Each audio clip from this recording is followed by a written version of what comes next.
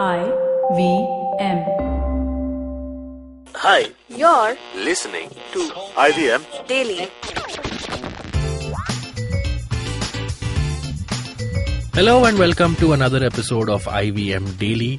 IVM Daily, as you know, is a show where IVM staffers talk about things that have been that they've been thinking about and that they want to discuss. And today with me in the studio, I have my fellow producer, production head Swati. Hello, Abbas. What are you doing? I just hit my hand on my laptop, but Okay. before that, I was thinking about something and I discussed this briefly with you. I was thinking about the idea of death because Yeah. it fascinates me somewhat to a Death big... fascinates you? It does. Because Why? that's the only certain thing about life is that one day it will end. No, in Bombay, traffic is also That's certain. also true. Yeah. Well, I can see Cyrus has had a good effect on you where you also want to crib about Don't traffic. remind me. Don't. No, but yes, traffic, it's vaguely related to Death. to death.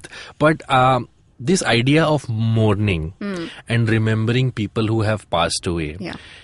It's fascinating to me because you rarely see that if someone of eminence passes away, that people be critical of them or say bad things about them. You'll see the most fierce haters of that person melt Yeah. and say, oh, bade achhe aadmi the, samay se pehle chale gaye, or so on and so forth. So do you think it's justified that only when a person passes away that you remember only the good things about them? Or do you think, no, why is it that just because they've stopped existing, suddenly they are painted in a very angelic way? What are your thoughts about that? I think the moment you asked me this thing that why is it that, we see these kind of things coming out, especially in the form of obituaries in, print and all. So I think the first thing that I understand about this is our idea about death and, the thoughts that we have about death, because this is the end of existence of someone. Right. Physical existence, and we do not want to probably remember that person in a bad light, in the sense that even if we probably do not want to remember that person after that, but we do not want to have a bad memory about it. And that is probably the reason that we want to find at least something that, probably gives that spot in our mind, which we do not regret, or we do not have to have a bad taste about. So you're saying essentially that we are reconciling with ourselves. Yes, that I we think want so. to feel good about ourselves, that we don't want to badmouth someone who doesn't exist. Yeah. That's why we only highlight the better or good aspects And I of think their it life. somewhere comes from the fear of death that is there in our mind, because we are so afraid of death that it somehow tells us to be afraid of saying something bad about someone who has died. I think so. That's the philosophical or the psychological tangent of it. Maybe I'm overthinking, but that's what comes to my mind. No, this podcast is for overthinking, today's episode. But you know why it sounds weird to me is because sometimes I feel that once a person has gone, we are talking to this invisible person saying, see, now that you're gone, we are not saying anything bad about you, even though that person is not here. They'll yeah. never hear. Also, I think that somewhere in this, because India is such a spiritual, religious country, the concept of afterlife also, I think, Yes. somewhere figures into this. कि वो एक concept होता है कि इंसान चला जाता है पर उसकी रूह नहीं जाती. तो और अगर वो दोबारा आ गया आ तो गया क्या होगा? oh yes, that is also a thing. But yeah, I think there is this essence that that person's spirit is still around. So we don't want to badmouth the spirit essentially. That in the afterlife this person, and now just because of them passing away, because they're now a spirit, they are somehow at a higher level Yes. in this construct of life, and now they can judge us as afterlife spirits, and that's why we want to be good people Yeah, in and their beat eyes. us up Yeah. without being visible. And haunt us. But so you see, if it's someone from, let's say, your personal life, someone you know, your relative or a friend or an elder who passes away, I can still see the idea that you want to make amends with your own relationship with them, so you remember the good parts. What about public figures? When public figures whose life has played out in the public sphere, when they pass away, many a times even media outlet, be it TV, I mean TV channels for entire days start playing that sad Shehnai music and even the reporter who is doing the voiceover will only highlight the best, amazing things about that person's life and nothing else. What do you think about that? I think there is some feeling of moral decency that we follow in terms of, But should that apply to a news outlet as well? No, I don't think so. Definitely not. But maybe we have to see it as a cultural reason. But as you were saying, that is this only about India that we do it here, or is it world over? But I think it is world over, that nobody writes a very scathing kind of a piece about a person who has died. Definitely for a authoritarian or a gangster or someone, even for gangsters, I think people would try to humanize their stories after deaths and try to find the reason for their acts. So that is how it functions generally across countries. I think our post-death stories and before death and before death stories. So that's one thing that I think is universal that you will notice. And probably we do not want to portray that person in a bad light because we don't want to. But why? That's what I'm trying to get at. Why is that so? We possibly do not want to consider that life gone wasted. Because when you actually think about that person, iske to kaam hi aise the, acha hua mar gaya. If you think like that, you're completely placing that life in a certain spot where you are declaring that अच्छा हुआ मर गया, इसका मतलब है कि the life was completely wasted. But is it that simple to say about a person that his or her life was completely wasted? It's a very big statement to make. And I think that is the moral decency part that I was referring to. That is where it comes into picture, that you do not want to paint a life gone completely wasted or not being useful to anything for any purpose. And with public figures especially, because if there is a leader or an actor or someone, you always try to find out that one good thing about that person, not to completely disqualify of their him life. Or her as a human being. Like I remember when Vinod Khanna had actually died. So everyone was saying he was so handsome, he was so good looking, goodbye handsome and all those things. So one of my colleagues back in the last organization, he said that I'm wondering that he was an actor and everyone is saying handsome, good looking, beautiful, gorgeous. Why no one is saying that he was a good actor or not?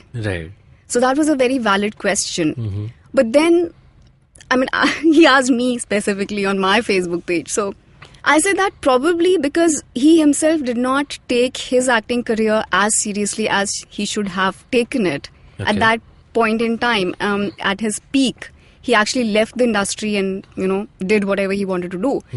And that is probably the reason that acting never figures in this whole picture of his life the way it should. And that is the reason that people are focusing on other things and not his acting career. Not to disrespect that life. All right. Okay, at this point we're going to take a short break. But before I go into a break, I'm going to tell you about this app called Haiku Jam. Haiku Jam is an app where you can write haikus, but more than that, you can jam with other haiku writers from around the world. So it's a really cool app. And every Monday on the episode of IVM Daily, we give you a prompt to write haikus based on the theme of the episode. So because we're talking about remembering people and remembering people who've gone away, today's prompt for the haiku is remembering you, which is essentially what does remembering someone dear feel like. So again, the prompt for the haikus this week is remembering you. So download the Haiku Jam app from the Apple Store or the Google Play Store and start jamming with your haikus. On that note, we'll take a short break. We'll be right back after this commercial. So it's going to be a great week on IVM this week. We have a brand new podcast launching, Wordy Woodpecker with Rachel Lopez. Every Tuesday, Rachel is going to break down fascinating words and why they mean what they mean. The show releases on the 21st of August. Be sure to check it out. And we have another new show launching as well, Know Your Kanun, hosted by lawyer Ambar Rana, where he addresses all law-related questions and gives us insights into the legal system of India. On Cyrus Says this week, Cyrus chats with actor Kubra Seth about the experience of making Sacred Games, life post the show, and her body of work. On Colabra Cartel, we have Jeremy Buck and Sandeep Hathiramani, the experts behind the bar at Miss T. They talk about the innovative cocktails they put on that menu. On the Vishal Gondal Show, Vishal speaks to Milind Devra about his interest in music, his vision for the country, and a hell of a lot more. Coach Urmi talks to actor and model Sarah Jane Dias about her fitness inspiration on the Kinetic Living podcast this week. And don't miss out on the final episode of Marbles Lost and Found for this first season, Therapy 101, hosted by Zen and Avanti. Also, guys, we're looking for a new producer, a social media intern, and a graphic designer. If you are interested in working with IVM and it's a cool bunch of people to work with, please send us an email to jobs@indusvox.com. Also, please make sure you're following us on social media if you're not. We're IVM Podcast on Twitter, Facebook, and Instagram. All right, we're back here on IVM Daily. I'm with Swati and we're talking about something pretty heavy today. Yeah. We're talking about death. So before I went into the break, you were talking about... not disrespecting a life. Not disrespecting a life. But where do you think, especially in today's times, that death has also become very polarizing? Okay, I'll give you an example. I think a couple of months ago, or probably it was a year ago, that Hugh Hefner died, the founder of Playboy. And there was one section of people and the media who was hailing him as this person who brought the sexual revolution in the 60s. Yeah, I remember that now. And there was an equally large portion of women and men who were saying, no, he was basically what he was doing. Sexualized the content too much. It was sort of pornography what he was doing. And I've seen that happen with a couple of more deaths of politicians and actors, where in today's times, thanks to social media, there are polarizing opinions about everything that happens. So do you think we're looking at a time where somewhere down the line that's going to happen more often, that this idea of let bygones be bygones, let this person rest in peace, is going to wash away, and you're going to have equal amount of critics as you will have a person who loves whoever has passed away? Yeah, I think when you evaluate someone's work or life, right, your frame of references also keep changing. That's what I think. Like the Playboy thing. I think back in time, when you're talking about when it actually started and the content started coming out, and now when we see it, we are in two different time zones. Right. You know, so the explicit, quote unquote, content or the sexual content, the way we see it today for publications and the time when it was actually done, they're two different time zones. Right. And when you look back now, you will actually refer to it from today's point of view. Okay. And today it's a very, very fashionable thing to talk about that content in a very liberal manner. Okay. Not criticize it. Not saying that, okay, it had a corrupting impact or influence or those kind of things. So I'm not opposing. But this is in hindsight. This is in hindsight. Okay. So you will do that from your frame of reference today is something else to refer to that. Okay. You know, that happened in 1960s. Right. And you're trying to understand that from today's point of view, because you cannot transport yourself then and you're not judging it from that point of view. That yeah, point so of time. your sympathies are somewhat changed, I think. Okay. But does the opposite also apply? Let's say, for example, Alfred Hitchcock, considered one of the greatest directors of all time. Yeah. But the more you know about him, the more you realize how he used to ill-treat his actresses. Manipulate them. Yeah. So does the opposite also, now that he's this great director who, without a doubt, was one of the best cinematic minds. Master director. But now that he's dead, and the more we know about him, the more we find out he was not such a good person at heart. How do we come to terms with that then? Yeah, you've named a very, very polarizing figure here. Right. So, I mean, Alfred Hitchcock was someone who's a very controversial figure in film history. And definitely, I mean, I'm quite biased about his work. Okay. So, like, I would, if I have to refer to him as a person, I would have to make a difference between the art and the artist, which is a very difficult thing to do. So with respect to artists, this also happens, that you have to make a difference between art and the artist, which is very difficult. And then you have sympathies with that person. Does them being dead make you sympathize with them more? I think so. Okay. Yeah. Because their work remains important, but death adds another layer of sympathy to you. You know, then you can't actually, you cannot go all out to criticize that person, because you know that he or she is no longer. Yeah, there is a certain sort of bicharapan that comes as soon as someone dies. Yeah. That, oh, this person is not here anymore. That actually plays a very important role in it. And you can't, being... because your point of reference would always be something which you would want to point out very, very concretely, that if this person was bad, but this person had these magnificent contributions as well. So when the person is alive, you probably would want to focus on the worst parts, but when the person is not alive, you do not want to focus on those negative shades. It's almost as if death is that leveler where you're like, because he's dead, he kind of paid for it. And then that person cannot react also. That's true, yeah. Although all the time, this is not the logic that you are referring to to the person who's alive. So you should... You can be as critical as you want, but if the person is dead, you can't be that critical. Yeah. That logic doesn't apply always, but then back in mind, But isn't that happening more and more? The moment you say anything remotely critical about someone who's passed away, the opposition is always like, how dare you say about someone who's passed away? Do not speak ill of the dead.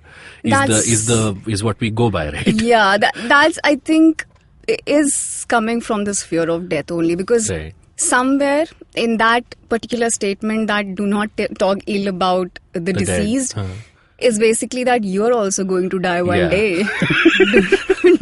Don't forget that. So this is going to come back to you. So I think that karma also, the idea and the belief in karma system also plays somewhere that, okay, मैंने मरने वाले के बारे में कुछ बुरा नहीं कहा, तो जब मैं मरूंगा तो मेरे बारे में कोई नहीं कहेगा. So nice. I love these kind of episodes because you sort of learn things as you talk about them. Yeah. So let us know about what you think is done and not done when you talk about the dead. Should we be as critical about them or as loving of them when they pass away, or should we actually change our point of view once a person passes away? You can let us know by reaching out to us on our social media handles. We are at IVM Podcasts on Twitter, Instagram and Facebook. You can use the hashtag IVM Daily to let us find your messages even sooner. And you can personally follow me on Twitter. I am at Abbas Momin. And Swati? I'm on Swati Bakshi02, Twitter. Alright, so that was our episode of IVM Daily. We shall see you next time on another episode. Till then, bye-bye. Bye.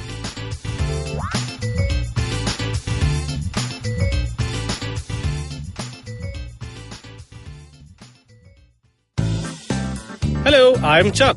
I'm Shrikit. And I'm Naren. And together we are the hosts of the podcast Simplified. And we are going to be doing a 100th episode, which is going to be a live episode at Dulali in Khar in Mumbai on the 25th of August 2018. Yes, we should get the year right. We're going to be doing a lot of fun things at the show. We are going to be talking about some stuff, simplifying them. We're going to have a very erudite guest who's going to hopefully make up for our silliness, but we sincerely doubt it. And there's definitely going to be a lot of beer, so we really hope you join us. It'll be fun, and it'll be more fun if you guys are there. So do line up. See you. Bye-bye. Look! Up in the internet! It's a meme! No! It's a cat video! No! It's the Geek Fruit Podcast! That's right, we interrupt this riveting broadcast to tell you about our show, the Geek Fruit Podcast, where Tejas, Dinkar and I, Jishnu, talk about everything in pop culture, including DC, Marvel, Star Wars, Netflix and everything in between. You know how your friends hate it when you ramble about some nerdy crap and you just want somebody to listen to you? Well, sorry, there's nothing we can do about that, but come listen to us ramble and it'll almost be like the real thing. Kind of. Listen to new episodes of the Geek Fruit Podcast every Monday and the Geek Fruit Bulletin every Thursday on iTunes, Google Podcasts, the IVM app, or wherever you listen to podcasts. Happy listening, you nerds.